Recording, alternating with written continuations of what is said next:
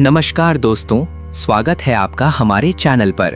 क्या आप जानते हैं कि सदियों पहले आचार्य चाणक्य ने जीवन जीने के कुछ ऐसे नियम बताए थे जो आज के कलयुग में भी उतने ही सटीक हैं। आचार्य चाणक्य जी ने अतिथि मेहमान के बारे में बताया है। अतिथि मेहमान सभी के लिए पूजनीय और आदर सत्कार योग्य है।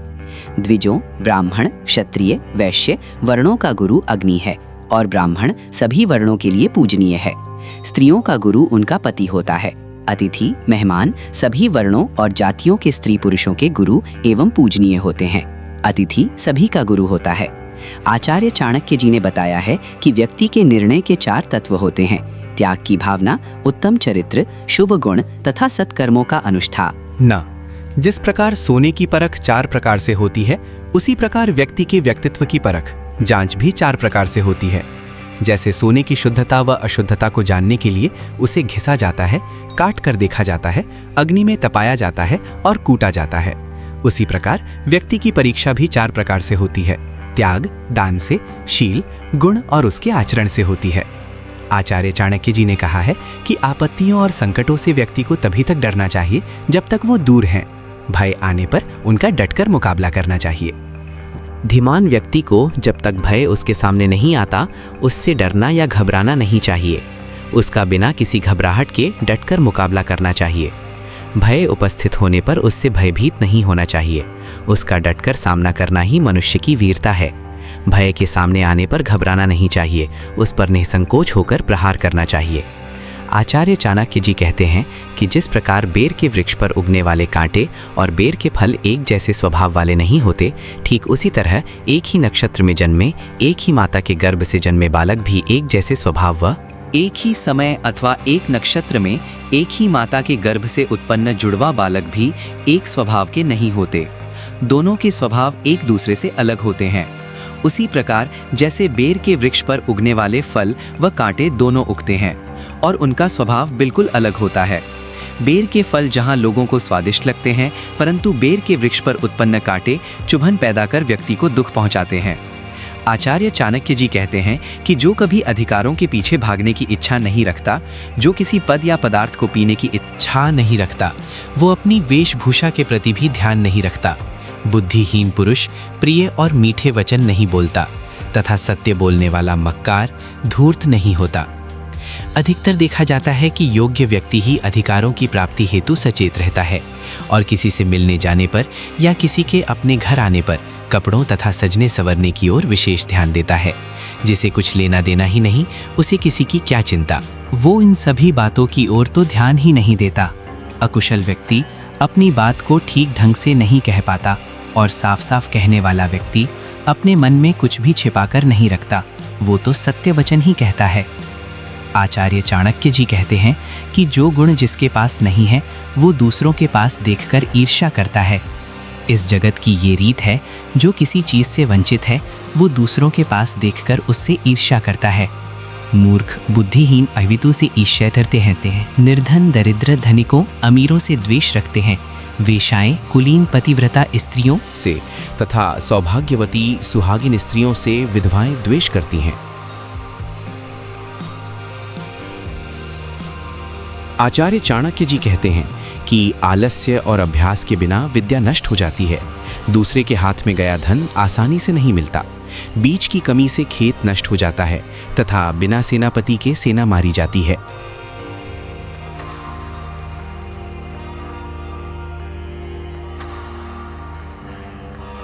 आलसी व्यक्ति अभ्यास के अभाव में जो विद्या उसे प्राप्त होती है, उसकी भी रक्षा नहीं कर पाता। अपना धन यदि दूसरे के हाथ में चला गया तो वो आवश्यकता पड़ने पर समय से नहीं मिल पाता। धन वही होता है जो अपने हाथ में हो, अपने पास हो। बीज की कमी से खेत में भरपूर फसल नहीं होती। खेत में तभी फसल भरपूर होगी जब उसमें बीज उत्तम और पर्याप्त मात्रा में डाला जाएगा। बिना सेनापति के सेना युद्ध में हार जाती है और मृत्यु को प्राप्त होती है। आचार्य चाणक्य जी कहते हैं कि विद्या की रक्षा निरंतर अभ्यास से होती है। सदाचार के संरक्षण से कुल का नाम रोशन होता है। आर्य की पहचान उसके श्रेष्ठ गुणों से होती है और क्रोध का ज्ञान नेत्रों से होता है। अभ्यास के अभाव में व्यक्ति विद्या की रक्षा नहीं कर पाता, वह पढ़ी हुई विद्या भी याद नहीं रख पाता। बिना अभ्यास के शिक्षित व्यक्ति में आत्मविश्वास की कमी रहती है। समाज में किसी भी कुल की प्रतिष्ठा मान सम्मान धन दौलत से नहीं होता। कुल का गौरव और यश उत्तम गुणकर्म और स्वभाव से होता है। यदि व्यक्ति के पास खूब धन दौलत है और वह चरित्रहीन है तो उस व्यक्ति को समाज में मान सम्मान आदर नहीं मिलता। आर्य नाम रखने से कोई श्रेष्ठ नहीं बन जाता। आर्य की पहचान उसके श्रेष्ठ गुणों से होती है। श्रेष्ठ मनुष्य नाम से नहीं अपने गुणों से जाना जाता है। क्रोध का ज्ञान मनुष्य के नेत्रों से हो जाता है। किसी अप्रिय वस्तु या व्यक्ति को देखते ही मनुष्य के मन का क्रोध उसके नेत्रों से पता चलता है। आचार्य चाणक्य जी कहते हैं कि धन से धर्म की, विद्या की रक्षा अभ्यास से, राजा की रक्षा कोमलता और मधुरता से, घर की रक्षा पतिव्रता सर्वगुण संपन्न नारी से होती है। धन से धार्मिक कार्यों का अनुष्ठान होता है और धर्म की प्राप्ति होती है। धन से धर्म की रक्षा होती है। सभी धर्म कर्म धन से ही संपन्न होते हैं। बिना धन के तो व्यक्ति की जीवन यात्रा नहीं चलती। योग का अर्थ कर्म विधान में निपुण है। बुद्धिमान व्यक्ति यदि व्यवहार कुशल नहीं, लोक जीवन निर्वाह में योग्य नहीं है तो उसकी विद्या भी उपहास का विषय बन जाती है। कुशलता से विद्या की रक्षा होती है। राजा को उसकी प्रजा अपना रक्षक परमात्मा मानती है और उससे अपने प्रति कोमल और दयापूर्ण व्यवहार की अपेक्षा रखती है। राजा का कर्तव्य है कि यदि किसी बात में उसकी प्रजा का कोई दोष है तो उसे कठोर दंड न देकर प्रजा के प्रति उदारता दिखाएं। इसमें राजा की महानता होती है। यदि राजा अपनी प्रजा के प्रति कोमल व प्रेम पूर्वक व्यवहार रखेगा तो प्रजा उसे राजा नहीं परमेश्वर मानती है। जब तक घर की स्त्री से ढंग से पतिव्रता बनकर रहती है उस घर का समाज में खूब मान सम्मान होता है।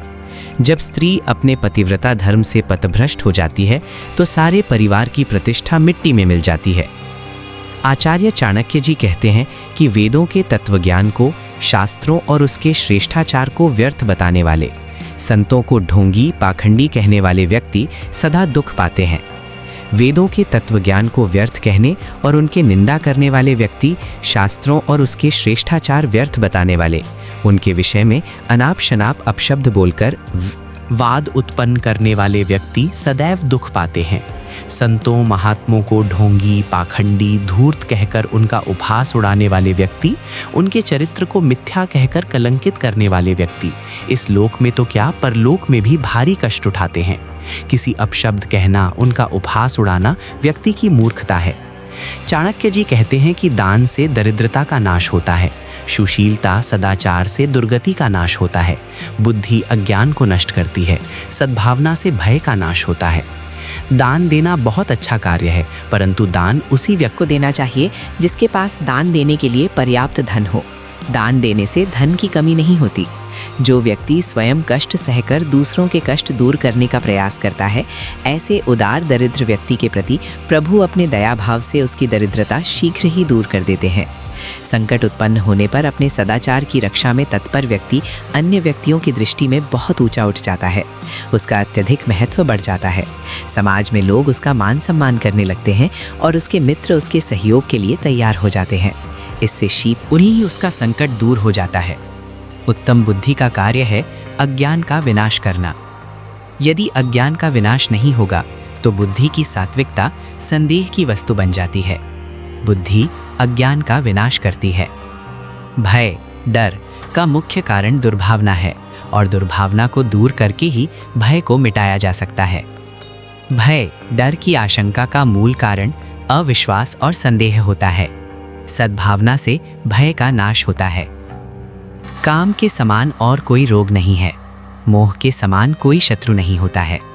क्रोध के समान अन्य कोई अग्नि नहीं है तथा ज्ञान से बढ़कर इस जग में कोई सुख नहीं होता। काम के समान कोई व्याधि रोग नहीं है। काम वासना एक असाध्य रोग है जो मनुष्य के शरीर को खोखला करके उसे बिल्कुल अशक्त बना देता है। मोह के समान इस संसार में कोई बैरी और भयंकर शत्रु नहीं होता। क्रोध के समान अन्य कोई अग्नि नहीं है जो मनुष्य को अंदर ही अंदर जलाकर नष्ट करती रहती है। ज्ञान से बढ़कर कोई भी सुख इस जग में नहीं है। आचार्य चाणक्य जी कहते हैं कि इस संसार में प्रत्येक व्यक्ति को जन्म, मृत्यु, शुभ अशुभ, कष्ट और मोक्ष सब कुछ अकेले ही भोगना पड़ता है, दूसरा कोई साथ नहीं देता। इस संसार में जन्मे प्रत्येक व्यक्ति को कर्मों का फल भोगना पड़ता है। प्रत्येक व्यक्ति इस जग में अकेला ही आता है और अकेला ही मृत्यु को प्राप्त होता है। इस संसार में न कोई किसी के साथ आता है और न कोई किसी के साथ जाता है। व्यक्ति के भाई बंधु धन दौलत सब यहीं पर रह जाते हैं। व्यक्ति इस जग में खाली हाथ आता है और खाली हाथ ही चला जाता है। इस संसार में प्रत्येक व्यक्ति अपने पूर्व जन्म में किए गए भले बुरे सारे कर्मों के अनुरूप अकेला ही फल भुगतता है, उसमें कोई उसका भागीदार नहीं बनता। व्यक्ति अकेला ही अपने पाप पुण्य के फल भोगता है और व्यक्ति अकेला ही मोक्ष पाता है, उसमें कोई उसके साथ नहीं जाता। चाणक्य जी कहते हैं कि ब्रह्मज्ञानी के लिए स्वर्ग तुच्छ है, शूरवीर के लिए यह जीवन, जितेंद्रिय के लिए स्त्री नारी और निर्लोभी व्यक्ति के लिए यह संसार तिनके के समान है। मनुष्य को ज्ञान इस सीमा तक सीखना चाहिए कि वो ब्रह्म ज्ञान बन जाए, और जिस व्यक्ति को ब्रह्म ज्ञान है उस व्यक्ति के लिए स्वर्ग तिनके के समान तुच्छ है, क्योंकि वो व्यक्ति स्वर्ग के क्षणिक सुखों व निरर्थकता से भली भांति परिचित होता है। शूरवीर व्यक्ति कभी भी अपने जीवन से मोह नहीं करता, वो सदैव अपनी जान हथेली पर रखता है, क्योंकि यदि शूरवीर अपने जीवन से मोह करेगा तो वो युद्ध नहीं कर पाएगा। जितेंद्रिय व्यक्ति जिसने अपनी इंद्रियों को अपने वश में कर लिया हो के लिए सुंदर नारी उसके जीवन में कोई महत्व नहीं रखती। सुंदर नारी, उसका रूप सौंदर्य उस व्यक्ति के लिए मांस के एक लोथड़े के समान होता है। निर्लोभी व्यक्ति के लिए ये संसार तिनके से भी तुच्छ होता है, उसके लिए संसार की सभी सुंदर वस्तुएं तिनके की तरह तुच्छ होती हैं। चाणक्य जी कहते हैं कि विदेश में विद्या मनुष्य की मित्र होती है, घर में सती साध्वी पत्नी मनुष्य की सच्ची मित्र होती है। रोगी का मित्र औषधि है और मृत्यु शैया पर पड़े व्यक्ति का मित्र उसका धर्म होता है। विद्या मनुष्य का गुप्त धन है। परदेश में जहाँ व्यक्ति अकेला होता है, उसका कोई परिचित नहीं होता, तो वहाँ विद्या ही उसकी परिचित और मित्र होती है। विद्या के अलावा परदेश में व्यक्ति का अन्य कोई मित्र नहीं हो सकता। घर में जहाँ धन के अभाव में कई बार अनेक कठिनाइयाँ उत्पन्न हो जाती हैं, ऐसे में पतिव्रता नारी ही पति की सबसे अच्छी मित्र होती है। रोगी की सर्वप्रथम आवश्यकता रोग मुक्त होना अर्थात रोग से मुक्ति पाना होती है, और रोग से मुक्ति दिलाने के लिए औषधि ही उसका सबसे अच्छा मित्र होती है, तथा मरे हुए व्यक्ति का मित्र उसका धर्म होता है।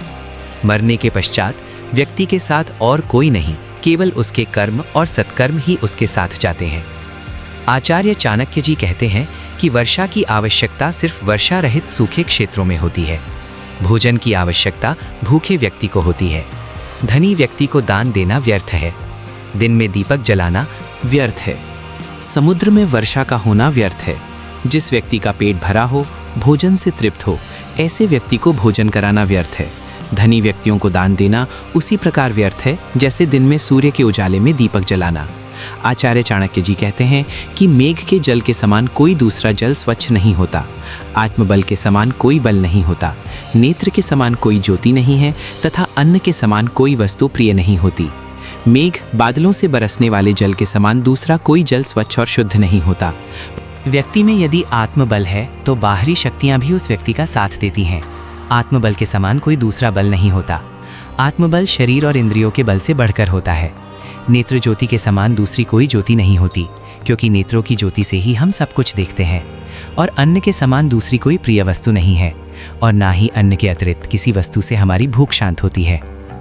आचार्य चाणक्य जी कहते हैं कि इस जगत में जन्मे सभी व्यक्तियों के पास किसी न किसी वस्तु का अभाव होता है, परंतु जो कुछ उनके पास होता है वे उसे महत्व न देकर सदैव अप्राप्त वस्तु पाने की इच्छा रखते हैं। जिस व्यक्ति के पास जिस वस्तु की कमी होती है वह उस वस्तु को प्राप्त करने के लिए दिन रात प्रयत्न करता है। जैसे गरीब व्यक्ति के लिए धन सबसे महत्वपूर्ण होता है, वह उसे पाने के लिए प्रयत्न करता रहता है। पशु वाणी के अभाव में उसे पाने की लालसा रखते हैं। व्यक्ति पृथ्वी लोक पर रहते हुए स्वर्ग के सुख पाने के स्वप्न देखता रहता है, जबकि स्वर्ग में रहने वाले देवता मोक्ष प्राप्ति की इच्छा रखते हैं। आचार्य चाणक्य जी कहते हैं कि सब सत्य में स्थित है। सत्य के बल पर पृथ्वी टिकी है। सत्य के बल से ही सूर्य में तेज है। सत्य की शक्ति से ही वायु चलती है। यहाँ सत्य का अर्थ ब्रह्म से है। ज्ञान और ब्रह्म का पर्याय सत्य है। इस संसार में सत्य ही ईश्वर प्रभु है। सत्य पर ही धर्म स्थित है। सत्य के आधार पर ही ये पृथ्वी स्थिर है। सत्य की कृपा से ही सूर्य चमकता है। सत्य की शक्ति से ही दिन व रात में वायु चलती है। सब कुछ सत्य पर ही टिका हुआ है। सत्य ही ईश्वर है। ईश्वर ही संसार का उत्पादक, संरक्षक व संहारक है। सारी महिमा ईश्वर की है। आचार्य चाणक्य जी कहते हैं कि इस चलायमान जग संसार में लक्ष्मी, प्राण, यौवन तथा जीवन सभी कुछ चलायमान है। केवल एक धर्म ही निश्चल है। इस संसार में लक्ष्मी, धन संपत्ति सब चलायमान है, नाशवान है। प्राण भी सदा तन में रहने वाले नहीं हैं। प्राण भी नाशवान है। जीवन और यौवन भी चलायमान है, नाशवान है। सब कुछ अस्थिर है। ये सब नश्वर है। केवल धर्म ही सत्य और शाश्वत है। इस नश्वर संसार में केवल धर्म ही ऐसी वस्तु है जो नश्वर नहीं है, अमर है। व्यक्ति को चाहिए कि वो धर्म का दृढ़तापूर्वक पालन करे। आचार्य चाणक्य। आचार्य चाणक्य जी कहते हैं कि मनुष्यों में नाई, पक्षियों में कौआ, चार पैर वाले प्राणियों में सियार, गीदड़, नारियों में मालिन, धूर्त, चालाक होती है। मनुष्य में नाई सर्वाधिक होशियार, चालाक होता है और पक्षियों में कौआ सबसे अधिक चतुर, चालाक होता है। चार पैर वाले प्राणियों में गीदड़, सियार बहुत चालाक माना जाता है और स्त्रियों में मालिन को सबसे ज्यादा धूर्त, चालाक कहा जाता है। ये चारों दूसरों का कार्य बिगाड़ कर प्रसन्न होते हैं, एक दूसरे का आपस में झगड़ा करवाते हैं और बैर उत्पन्न कराते हैं। आचार्य चाणक्य जी कहते हैं कि जन्मदाता पिता के अतिरिक्त 4 पिता अन्य भी होते हैं। उपनयन, गुरु, अन्नदाता और भय से रक्षा करने वाला। जन्मदाता जन्म देने वाला पिता तथा उपनयन संस्कार करने वाला गुरु अर्थात विद्यादाता जो विद्या सिखाता है। अन्नदाता अन्न देने वाला, भय से रक्षा करने वाला। ये 5 पिता बताए गए हैं। आचार्य चाणक्य जी कहते हैं कि राजा की पत्नी, गुरु की पत्नी, मित्र की पत्नी, पत्नी की माता, अपनी जननी, ये 5 माताएं मानी जाती हैं। मनुष्य की स्वयं की माता जननी के अतिरिक्त 4 और माताएं बताई गई हैं। जा की पत्नी, गुरु की पत्नी, मित्र की पत्नी, पत्नी का माता यानी सास। इस सभी 5 के साथ अपनी माता यानी जननी के समान ही व्यवहार करना चाहिए। अपनी माता के समान उनकी भी इज्जत, मान सम्मान, प्यार करना चाहिए। तो दोस्तों, ये थे आचार्य चाणक्य के वो कड़वे मगर सच्चे वचन जो हमें जीवन की वास्तविकता का दर्पण दिखाते हैं। चाहे वो भय का डटकर सामना करना हो या फिर धर्म के मार्ग पर चलना, ये नीतियाँ हमें एक श्रेष्ठ मनुष्य बनने की प्रेरणा देती हैं। आपको इनमें से कौन सी बात सबसे ज़्यादा प्रभावशाली लगी? हमें कमेंट करके ज़रूर बताएं। अगर आपको आज के इस वीडियो से कुछ नया सीखने को मिला है तो इसे लाइक करें और अपने मित्रों व परिवार के साथ शेयर ज़रूर करें ताकि वे भी इस ज्ञान का लाभ उठा सकें। ऐसी ही और ज्ञानवर्धक वीडियो देखने के लिए हमारे चैनल को सब्सक्राइब करना ना भूलें और बेल आइकन को दबाएं। जल्द ही मिलेंगे एक और नए अध्याय के साथ। तब तक के लिए अपना ख्याल रखें और सीखते रहें। धन्यवाद।